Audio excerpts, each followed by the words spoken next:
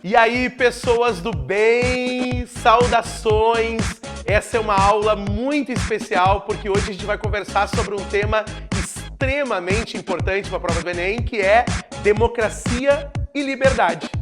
Roda essa vinheta linda que eu vou dançar aqui.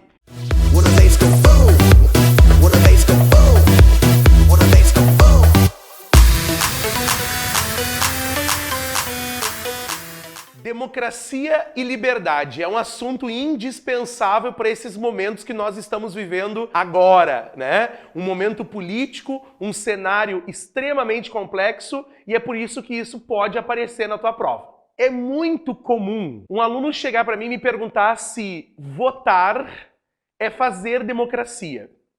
É muito comum as pessoas acharem que o voto é a única expressão democrática dentro de uma sociedade.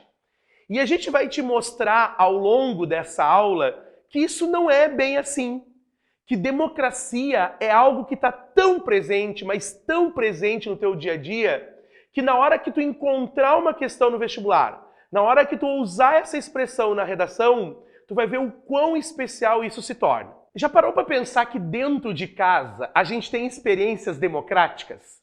Quando o pai e a mãe decidem os rumos que a família vai tomar, e tu pode opinar ou não certas vezes, o quanto isso é importante para o andamento da família, isso é uma experiência democrática. While I'm gone, I want you to do everything your Uncle Philip says.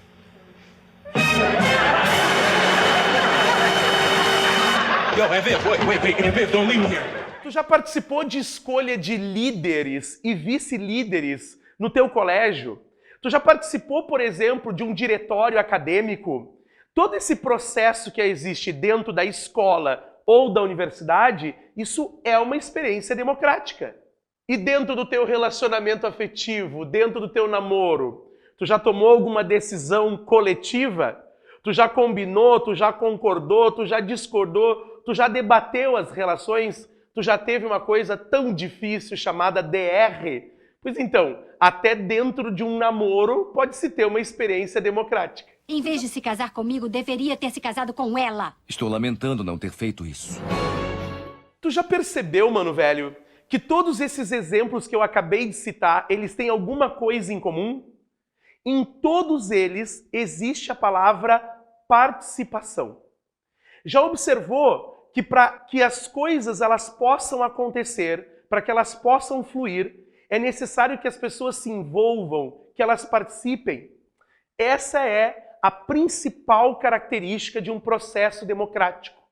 Não há democracia sem participação. E aí tu poderia me perguntar, mas me diz uma coisa, Beto, da onde que vem todo esse debate político em torno da democracia? Não sei. Aquele velho não sabe de nada. A experiência democrática, ela nasce no mundo grego, quando se discute o envolvimento do cidadão na polis. Todos os debates políticos do mundo grego aconteciam nesse cenário que era a Ágora Ateniense, a praça pública de Atenas. E ali que as decisões democráticas eram tomadas, onde cada homem que era considerado cidadão podia participar ativamente das decisões. Quando as decisões eram tomadas na polis, é muito importante que tu lembre que o conceito de cidadania e o conceito de democracia, eles estavam intimamente associados.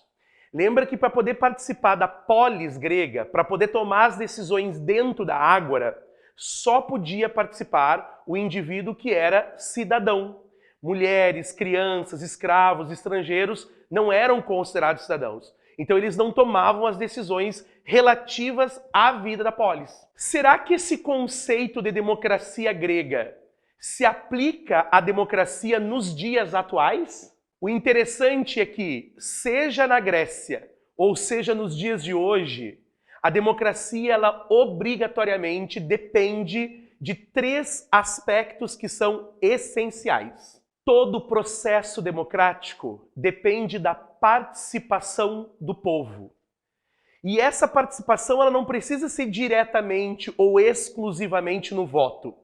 O voto é a forma mais comum de participar politicamente, mas o envolvimento social, a participação política, a manifestação social, a preocupação com os problemas sociais já tornam o processo democrático legítimo.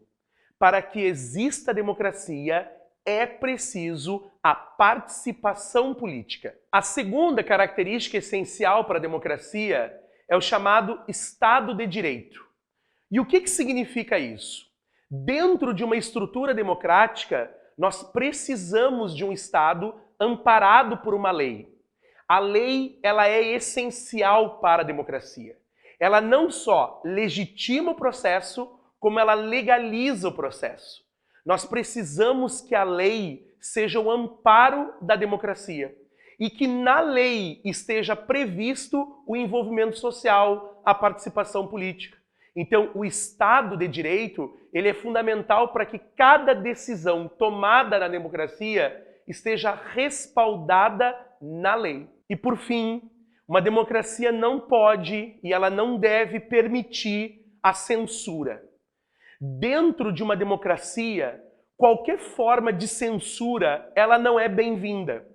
A democracia, ela entende que a informação ela tem que ser livre, que os meios de comunicação, que a informação, que a mídia, elas possam trazer à tona as informações necessárias sobre a gestão política. Então a gente não pode entender e muito menos restringir que as pessoas sejam normatizadas por um padrão de informação. Dentro de um processo democrático, a censura, ela deslegitima o próprio processo democrático. Observou? Não há democracia sem participação, não há democracia sem o envolvimento das pessoas, não há democracia sem lei e muito menos uma democracia onde a censura ela exista. Aliás, vamos ser sinceros, eu e tu aqui, eu e tu aqui, como é ruim, né, a censura. Quem viveu ou quem já estudou os processos que envolvem a história, principalmente no período da ditadura militar, vai entender o quanto a liberdade de expressão e a liberdade de organização política, ela é essencial para a nossa vida em sociedade. Agora, o que é muito perigoso, e eu quero que tu tenha um contato assim, olha, muito sério, é que dentro do processo democrático, nós podemos encontrar dois tipos de democracias bem distintas entre si. E são elas. Existe uma chamada democracia direta. Tu sabe o que é isso, queridão? É aquele modelo de democracia vigente lá no mundo grego. Exatamente. Aquele modelo onde o cidadão ele poderia decidir os rumos que a cidade iria tomar. Por isso que é chamada de democracia direta, porque o poder está nas mãos do cidadão. O segundo modelo é a chamada democracia indireta. Essa democracia indireta é o nosso atual modelo. Chegou, votou e confirmou. É esse modelo onde o cidadão escolhe o seu representante para que ele tome as decisões relativas ao Estado. Por isso que a gente também pode chamar de democracia representativa, porque eu delego o meu poder de decisão a um representante. Seja ele um representante bom ou não tão bom assim. Isso vai depender da tua consciência em quem tu vai votar. Tu já parou para perceber que a democracia está tão presente no nosso dia a dia? Pois então, observa a partir de agora que sempre que aparecer uma questão no Enem falando sobre democracia, não usa aquele velho jargão que a democracia é o governo do povo somente. Não, né? Democracia é mais do que isso. Democracia é a participação política. Democracia é o envolvimento da maioria. Democracia envolve e caracteriza-se pelo ato da liberdade política. E essa palavra liberdade ela é muito, muito, muito, muito corriqueira dentro dos vestibulares e principalmente na prova do Enem. Pergunta para um adolescente, pergunta lá para o rapazinho e a mocinha que está na casa dos seus 13 para 14 anos o que é liberdade. É certo que ele vai te dizer que liberdade é a ausência de regra, a ausência de norma. É eu poder fazer o que eu bem quiser, aonde eu quiser, na hora que eu quiser. Mas será que liberdade é a ausência de regra? Pois é, meu amor, jamais vai dizer que liberdade é não ter regras. Até porque essa ideia de liberdade como uma ausência de regras é quase que um sonho, uma utopia, uma coisa muito difícil de acontecer. Por isso que liberdade, para a filosofia, ela é entendida como o direito da escolha. É a capacidade que a gente tem de deliberar sobre os nossos atos. O que é bom e o que não é. O que é justo, o que não é. O que é certo e o que é errado. Ou seja, eu tenho o direito de escolher. O problema é que existem dois tipos de escolha, sempre. Uma escolha que é positiva e uma escolha que é negativa. Como é que funciona essas questões das escolhas positivas e negativas? Será que são escolhas boas ou ruins? Jamais. Liberdade positiva não é uma liberdade boa. Não é isso. Pode até ser boa, mas não significa isso exatamente. Liberdade positiva são todas aquelas escolhas e todas aquelas deliberações onde o Estado ele interfere em certa medida.